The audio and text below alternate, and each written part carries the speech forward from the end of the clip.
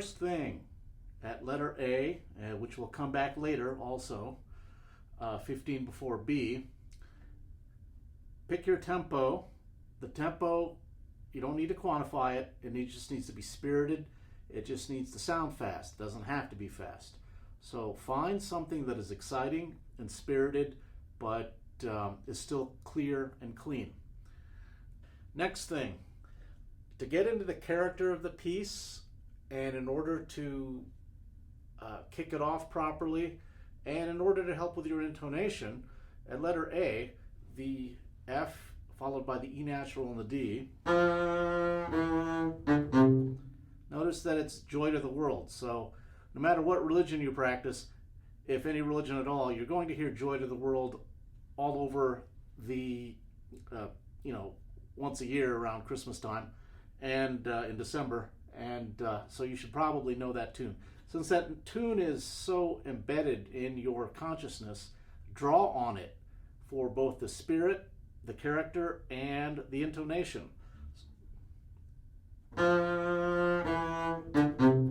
Notice that I play that C natural very short. Do play that short. It is only a 16th note after all.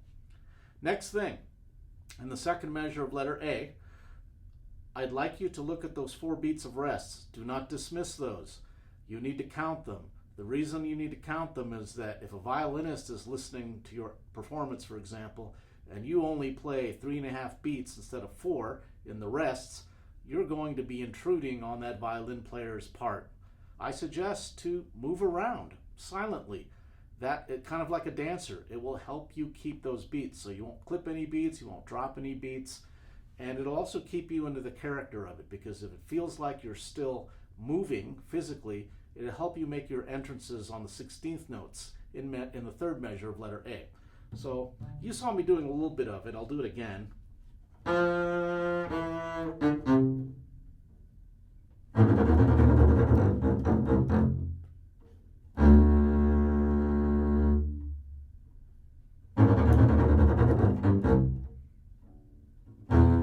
And so forth. Those 16th notes that I just played, one thing you've got to remember is that you have to use economy of motion. And that means use as little motion as possible in order to play the 16th notes. This is when you practice it slowly to learn it, and when you play it faster at your performance tempo. So that means for German bow players, the economy of motion is coming strictly from the fingers. If you're one of those German bow players that likes to play from the wrist, then it comes from the wrist. But notice my arm isn't moving at all. And for the French bow players, also coming from the fingers. So those 3 ways are the 3 ways that you should be executing these 16th notes. Because if you try to use your arm, you're not going to play it in time, and it becomes very, very awkward. So you just play it from the fingers, and you'll be able to have a better chance of playing it cleanly. Finally, in letter A, the one thing I need to mention is 1, 2, 3, 4, 5, 6, 7, 8, the 9th measure after letter A. I want you to look at those 16th notes that come after the dotted 8th.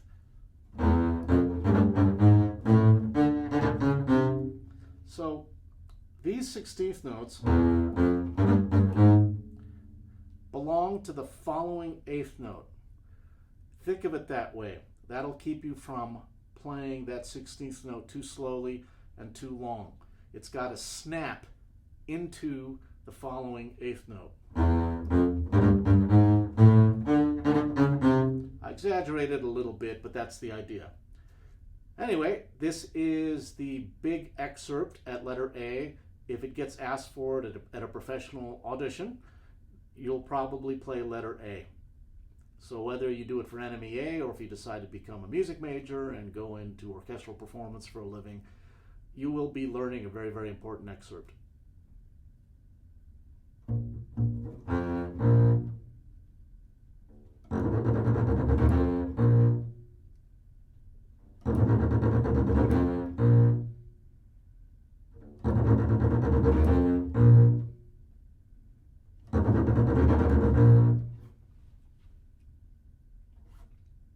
Really not much to say here. It's really difficult, these pizzas. If you're asked to play the pizzas before the F B flat entrance, you'll just have to practice that so that you can make the switch. Next thing, this is mezzo forte. Don't play it loud. Think of it really as a mezzo piano. Put it into the string and just grind it out into the string using very, very short strokes. So everything from the fingers. Be very, very quick about the string crossing so that you get to the F quarter note quickly enough.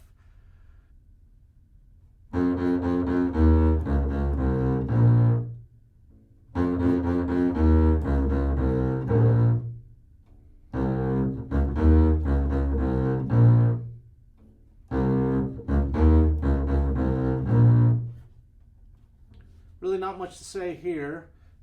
Even though it says fortissimo, don't play it too loud, don't overplay it. The sense of this piece is that it needs to sound very, very legato. And so this might well be the most legato part in the bass part in this entire movement.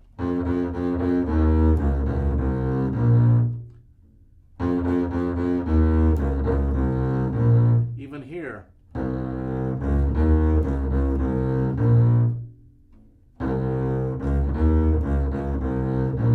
Even though you have the dotted quarter followed by the eighth, even though it's an unbalanced bowing, still play that legato anyway.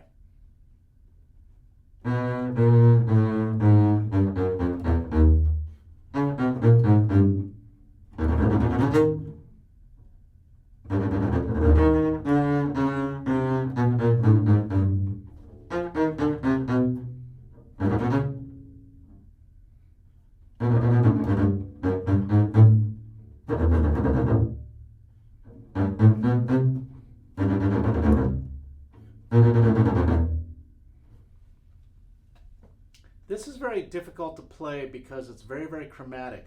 Most people don't sit around thinking of descending half steps. For example, right at the beginning of this, 9 measures after C, these are all half steps. And the danger with consecutive half steps ascending is the ear wants us to make some of those half steps too large, too wide in spacing. So you just have to watch out for that.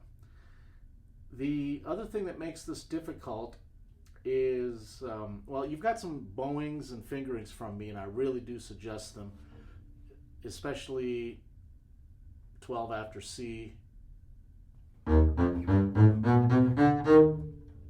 you have kind of sort of this variation on what looks like an E flat ascending major scale, but it is not, but it sounds kind of similar to it. Look at my fingerings, it'll help a lot. In the measure after that, make sure you're quick about that low E flat to the high E flat. Don't be slow. You're going to have to, it's a very, very awkward string crossing over 3 strings, but it's just something you're going to have to learn how to do. Don't really have anything more to say after this. Maybe 8 before letter D. Just think of it as a hammer. You're hammering out notes.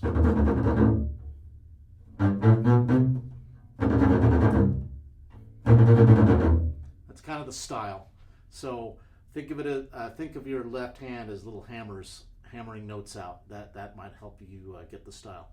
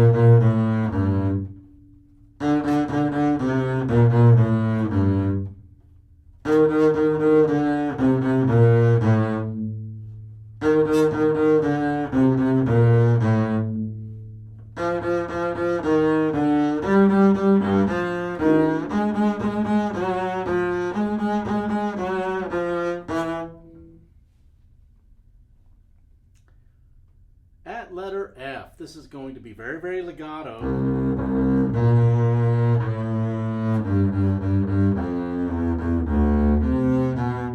And after that, you're going to get the 16th notes. So obviously that isn't legato anymore. Yes, do that bowing that's printed in the part. It's awkward, but that's the way it goes. And the first chord note you'll see here, the C sharp,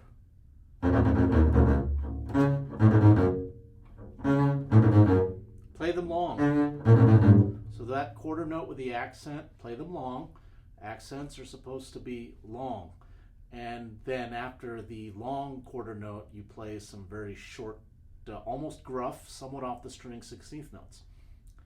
Then after the 16th notes, you're back to the legato playing again. Push your bow closer to the bridge.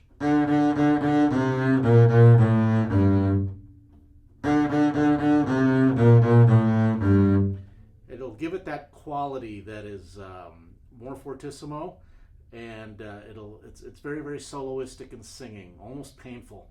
So it's even though it starts very joyful sounding, you realize that there's a lot of pain in this movement as well. So anytime you have those legato passages, legato plus vibrato, and put in that fortissimo section, instead of trying to play it louder, push the bow a little bit closer to the bridge.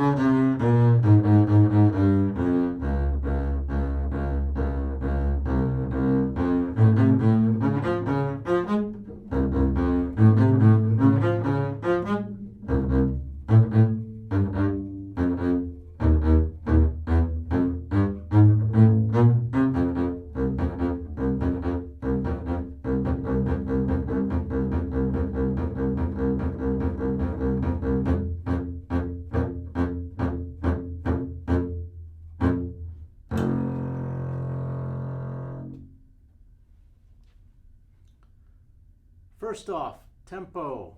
Pick a tempo that's spirited, sounds exciting. Notice I didn't use the word fast. It just has to have an excitement to it. So the minimum tempo that you can do cleanly but still sound exciting and spirited, that's your tempo. So don't try to play it faster than you can cleanly play it, okay? All right, next thing, don't overplay it.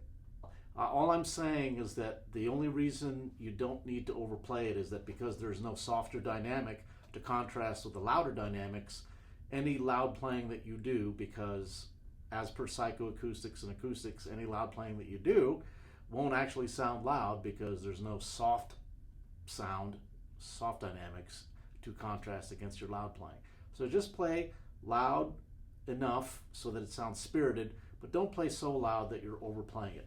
Also makes it harder to play faster and cleaner when you overplay it.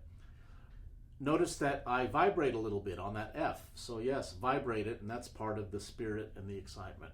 And related to tempo, I said earlier, the 16th notes will come out of that spirited F half note and probably come out a little bit cleaner and faster and more exciting just because you're thinking of a very spirited opening. Next, the 16th notes. Since I'm there, in the right hand, my tip is that you use as little motion as possible, just enough to get the note out. So for German bow players, from the fingers.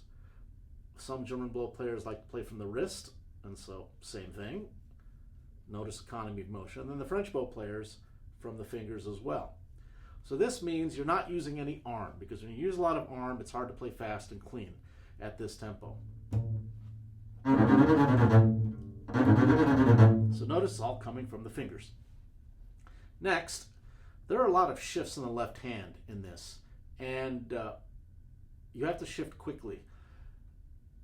You can work it up slower and then work it up to the faster tempo using economy of motion in the fingers, and that helps a lot. But I also suggest taking these 16th notes, for example, 7 measures before H, and doing some variations. 2 variations at minimum. The variations are, well, I'll just play them for you.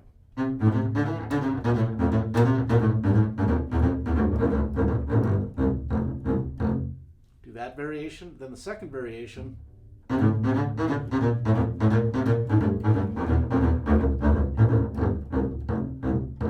I know it's kind of strange, it's not what's printed, but what it does is it forces the left hand to be much more efficient than you normally would be doing. Violinists have done this exercise for as long as I can remember, and it works for bass players as well. Finally, the dotted 8th followed by the 16th note, so skip down to letter H.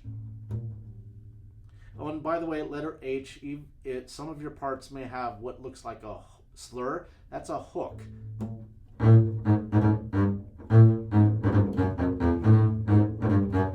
So there's actually a little bit of space on beat 2 in between the dotted 8th and the 16th note. And that's because this is based somewhat on a march. So you're not going to play this legato at all. So don't try to play beat 2 legato. Anyway, regarding that 16th note belongs to the 8th note that follows on beat 3. And this is in order for the 16th note to snap into that 8th note, because that 16th note belongs to the note that follows.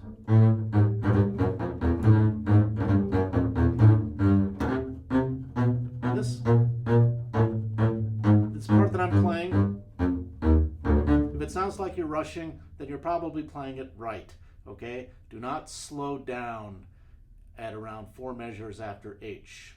Don't rush, but definitely do not slow down. Okay, that's about it. I think the only other passage on this last page is that this fingering that I do,